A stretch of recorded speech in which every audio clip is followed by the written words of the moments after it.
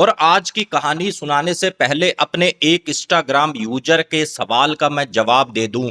उनका ये कहना था कि अजय भैया एक बात हमको ये बताओ, अगर हमारे घर में कोई प्रेत बाधा चल रही है और हमारे ही घर के किसी मेंबर कोई बाहर गया किसी काम को लेकर और धोखे से उसने टोने टोटके पर पैर मार दिया या गलती से लग गया और उसके बाद अगर कोई भी प्रेत बाधा होती है क्या वो भी हमारे घर आ जाएगी और उसके बाद क्या कैसे होगा।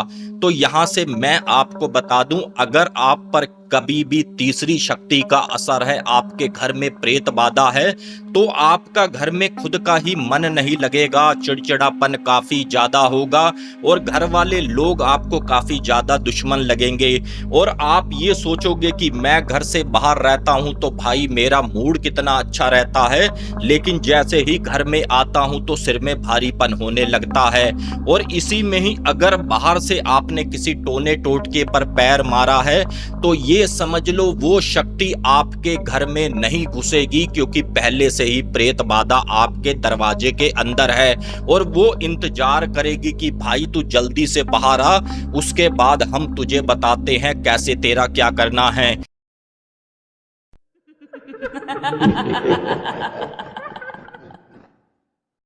आप सबको मेरी नमस्ते। मेरा नाम है अजय। मैं चैनल में आपको कहानियां सुनाता हूं, कभी तीसरी शक्ति के प्रकोप के बारे में बताता हूं तो कभी देव के चमत्कार किस्से सुनाता हूं।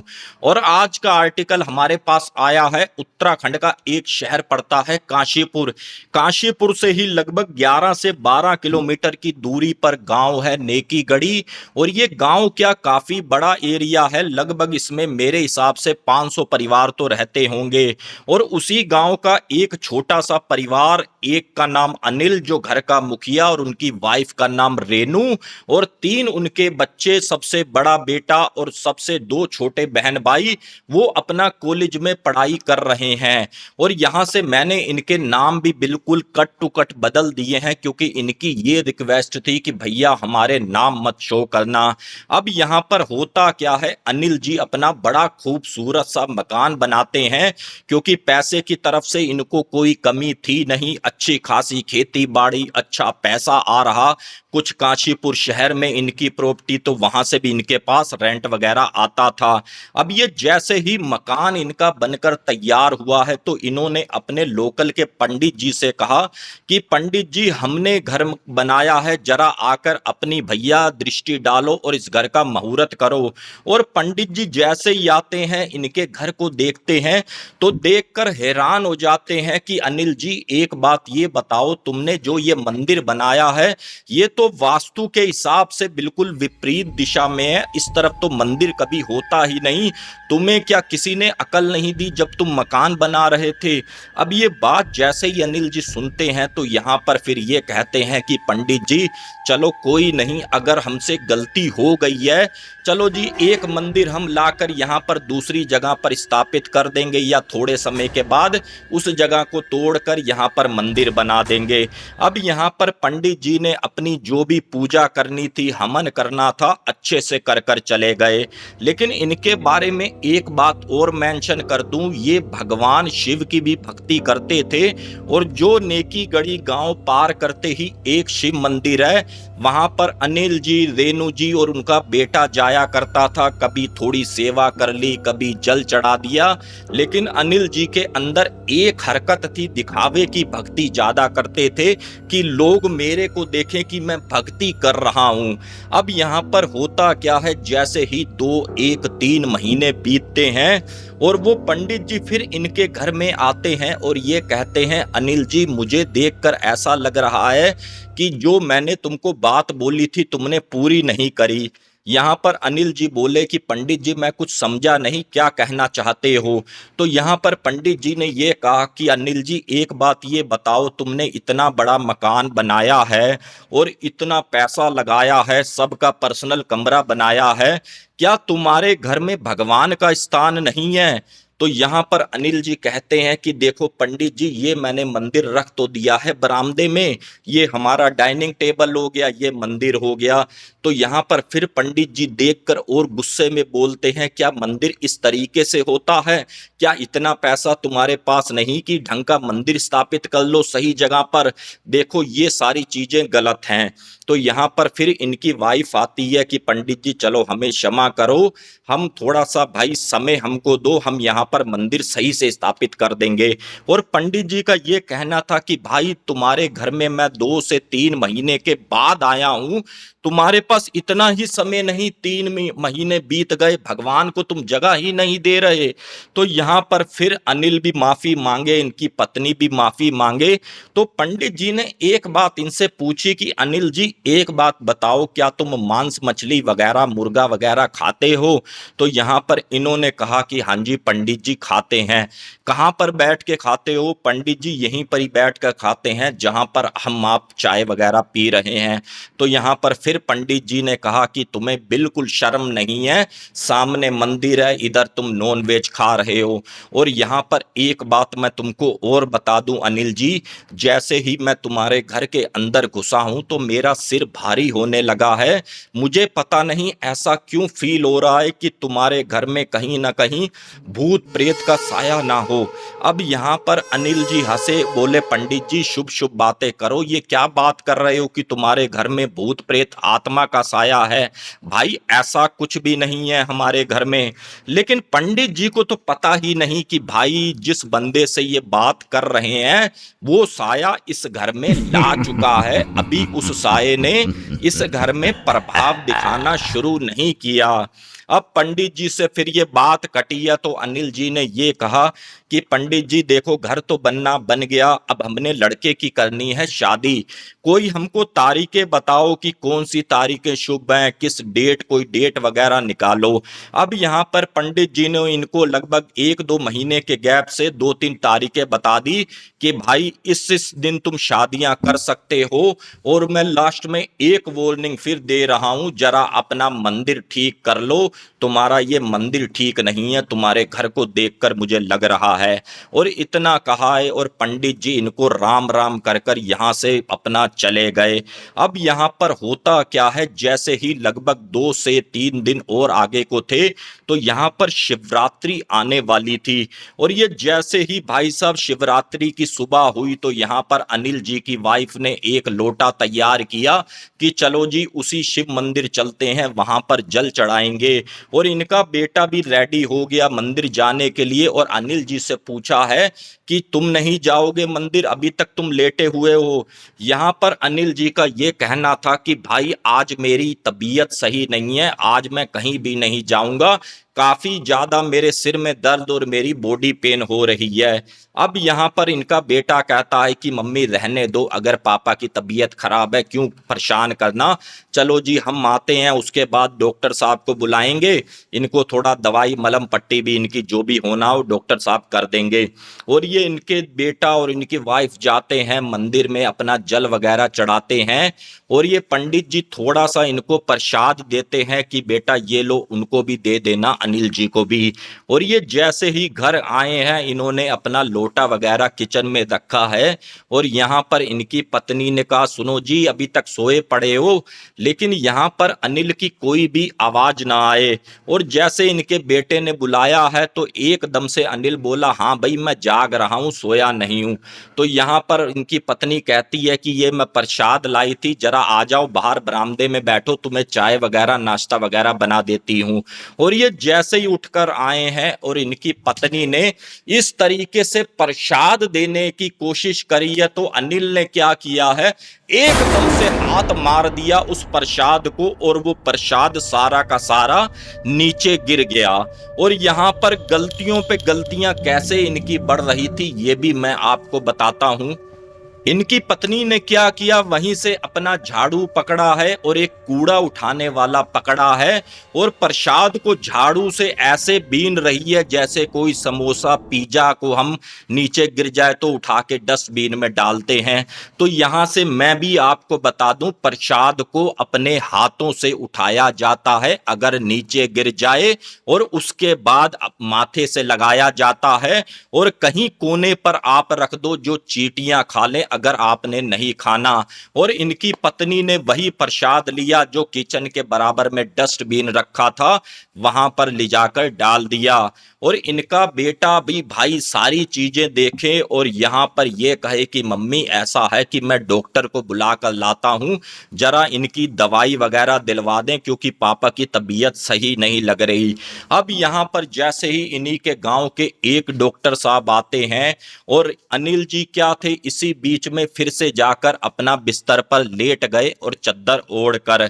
अब यहां पर डॉक्टर साहब आए हैं, बैठे हैं डाइनिंग टेबल पर, और इनकी पत्नी ने कहा कि अनिल जी से जरा सुनिए, बाहर आ जाओ, डॉक्टर साहब दवाई देने के लिए आए हैं। लेकिन ये क्या कर रहे थे, अपना चद्दर बिल्कुल मुंह तक ओढ़कर अपना लेटे पड़े हैं। और जैसे ही इनकी पत्नी इनके पास गई है और चद्दर हटाई है तो ये क्या कर रहे थे, एक रात के बचे हुए मुर्गे का लेग पीस लेकर चबाकर खा रहे हैं। और यहां पर इनका बेटा भी काफी ज्यादा गुस्सा हुआ कि पापा ये सब क्या कर रहे हो, देखो तुमने पूरी चद्दर गंदी कर दी। यहां पर रेनू बोली कि देखो जी तुमने पूरा बिस्तर गंदा कर दिया, अब तुम्हारी वजह से मुझे दोबारा धोना पड़ेगा, चलो जी बाहर चलो, यहां पर डॉक्टर आए हैं। अब इन्होंने धीरे धीरे अपने दांत काफी किटकिटाने शुरू कर दिए और रेनू कहे चलो डॉक्टर साहब आए हैं, लेकिन ये अपने दांत किटकिटाए जाएं। और इनका बेटा ये कहे कि पापा मुझे तुमको देखकर भाई क्रीपी फील हो रहा है, डर डर लग रहा है, ये क्या कर रहे हो, कोई हंसी मजाक कर रहे हो, तो पापा देखो ऐसे मत करो। अब ये जैसे तैसे अनिल जी उठ रहे हैं अपने बिस्तर से, तो यहां पर फिर रेनू कहती है कि अगर कोई दिक्कत है तो यहीं पर डॉक्टर को बुला दूं। तो यहां पर अनिल जी कुछ नहीं बोलते और वहीं पर ही बिस्तर पर बैठ जाते हैं। और फिर इनका बेटा कहता है कि पापा जल्दी चलो, मुझे खेत में भी जाना है, मजदूर लगे हुए हैं और तुम यहीं के यहीं बैठे हो। तो यहां पर इनके पापा ने एक ही बात बोली है बदली हुई आवाज में कि भाई ये अभी सो रहा है, इसको सोने दो, इसको परेशान मत करो। अब यहाँ पर इसकी पत्नी ने देखा कि ये क्या बोल रहे हैं, ये अभी सो रहा है, इसको यहाँ पर अभी परेशान मत करो। और उसके बाद फिर से यहाँ पर दांतों का किटकिटाना शुरू हो गया। और जो इनके गांव के डॉक्टर थे उन्होंने कहा कि भाभी इनको परेशान मत करो, चलो जी मैं खुद अंदर आ जाता हूँ, इनको देख लेता हूँ क्या कैसे हुआ। अब वो जैसे ही आए हैं तो यहाँ पर डॉक्टर के चेहरे की तरफ देखकर काफी ज्यादा अजीब सी स्माइल दे रहे हैं अनिल जी, और ये बोले कि तू मेरा क्या कर लेगा, क्या तेरे बस की है। अब यहाँ पर डॉक्टर साहब ने ये सोचा कि यार मेरी एज के बराबर का है, चलो जी हंसी मजाक हो रही होगी। उन्होंने कुछ एक यहाँ पर दवाई दी है और उधर उनकी पत्नी चाय बनाने के लिए चली गई कि डॉक्टर साहब आए हैं तो इनको भी चाय पिलानी पड़ेगी। अब यहाँ पर जैसे ही दवाई दी है और अनिल जी से ये कहा कि आप यहाँ पर लेट जाओ और घंटा 2 घंटा आप आराम करोगे तो सही हो जाओगे। और अनिल जी भी वहां पर जाकर लेट गए। और इधर क्या होता है, डॉक्टर साहब डाइनिंग टेबल पर बैठे हैं और रेनू ने ये कहा कि डॉक्टर साहब क्या दिक्कत हो गई इनको, जो ये अजीब सी हरकतें कर रहे हैं, दांत का किटकिटाना। तो यहाँ पर डॉक्टर ने ये कहा कि देखो जी कभी कभी स्ट्रेस लेवल बढ़ता है तो आदमी ऐसी गलतियां करता है, अगर कोई बच्चा हो तो ये बात समझ में आती है कि इसके पेट में कीड़े हैं, लेकिन चलो कोई बात नहीं भाभी, मैंने इनको ऐसी दवाई दी है नींद की भी मिक्स कर कर, और ये लगभग घंटा 2 घंटा से पहले तो ये उठेंगे नहीं, ये अपना इनको सोने देना, इनको परेशान मत करना। अब जब इतनी बात बोली है तो एक नजर इनकी पत्नी की उसी कमरे में थी जहां पर अनिल जी लेटे हुए हैं।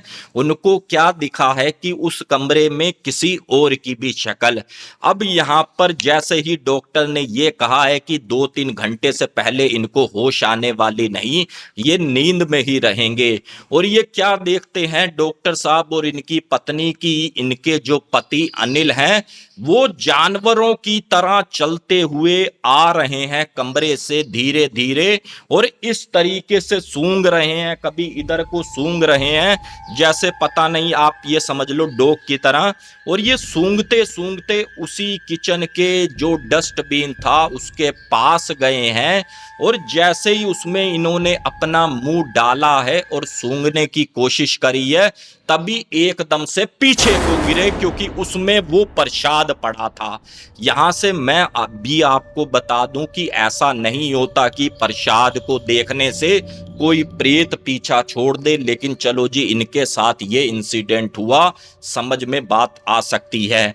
अब ये जैसे ही पीछे को गिरे हैं और एकदम से यहाँ पर किटकिटाने की आवाज भी बंद हो गई, और ये ठीक डॉक्टर साहब के सामने टेबल पर बैठे हैं और ये बोलते हैं कि और भाई सुनाओ डॉक्टर साहब, कैसे आना हुआ, कब आना हुआ। जो अभी तक इनकी हालत अजीब लग रही थी अब ये बिल्कुल यहाँ पर नॉर्मल दिख रहे हैं। तो यहाँ पर डॉक्टर साहब ने ये कहा कि यार कुछ नहीं, तेरी थोड़ी तबीयत खराब थी, भाभी का फोन आया, मैंने सोचा कि चलो जी अपने भाई को देख आऊं। इस तरीके की इनकी हंसी मजाक चल रही थी। और फिर डॉक्टर ने ये कहा कि देखो जी अनिल जी, आज आप अपना खेत वेत में मत जाना, मुझे पता है तुम्हारे खेत में काम वगैरह भी चल रहा है, आज तुम ऐसा करो रेस्ट करो। तो यहाँ पर अनिल जी भी कहते हैं हाँ यार आज तो मेरे शरीर में काफ़ी ज़्यादा पेन है, आज मैं कहीं नहीं जाऊँगा, मैं तो भाई आज रेस्ट करूँगा। तो यहाँ पर इनका बेटा कहता है ठीक है पापा, अब मैं भी खेत में चलता हूँ, मजदूर लगे हैं और तुम अपना बढ़िया से आराम करो।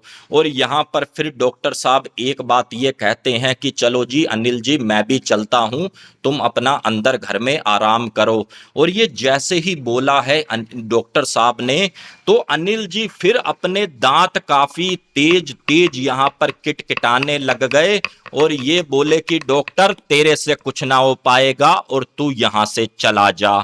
इतना कहा है और डॉक्टर साहब ना तो कुछ हाँ बोले ना तो ना बोले, वहां से अपना अटैची सामान उठाया है और चल दिए। और यहाँ पर इनकी पत्नी को ये बोल कर गए कि चलो कोई बात नहीं, इनको आराम करने दो, इनको स्ट्रेस हो गया है। अब यहाँ पर होता क्या है, जैसे ही ये अपने कमरे में सोए हैं, लेटे हैं, उसके बाद क्या कैसे इनके परिवार के साथ हुआ मैं आपको सेकंड पार्ट में बताऊंगा। और आपके रोंगटे खड़े कर देने वाला ये आर्टिकल है, क्योंकि इसमें एक घटना ये हुई है जो सेकंड पार्ट में आपको पता चलेगी। इनके घर के अंदर भी प्रेत बाधा थी और अनिल जी ने क्या गलती करी, इनके गांव के किसी कोने पर किसी ने टोना टोटका किया था और वहीं से ही निकलकर इनका खेत का रास्ता था, तो इन्होंने उतरकर उसमें भी टटोलने की कोशिश करी और उस टोने टोटके को इन्होंने अपने हाथ से साइड किया और इनको अब बाहर भी प्रेत दिख रहा है और इनके घर के अंदर भी प्रेत दिख रहा है। बाकी सेकंड पार्ट का आप इंतजार करो, बहुत जल्द मैं लेकर आऊंगा क्या कैसे इनके परिवार ने अपनी जान बचाई, बाहर वाले प्रेत से भी और घर के अंदर वाले प्रेत से भी। बाकी मिलते हैं अगले एपिसोड में। जय हिंद, जय भारत।